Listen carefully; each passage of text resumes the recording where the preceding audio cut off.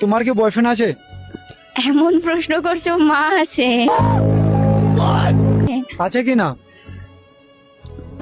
আছে। তো মা জানে তোমার? না, বাড়ি গিয়ে পিটাবে। মা জানে না? না। তো আপনার বেটি ভালোবাসে আপনি জানো না? না, জানি না আমি। আচ্ছা জি। ও আপনি জানেন না? তো আমি বলছি তোমার বয়ফ্রেন্ডকে ফোন করেন, মার সাথে কথা বলান। মা রাগ করবে। কথা বলান না একটু। করবো। কর দেখবো। ফোন করেন। হ্যালো, বলছি মা না তোমার সাথে কথা বলবে।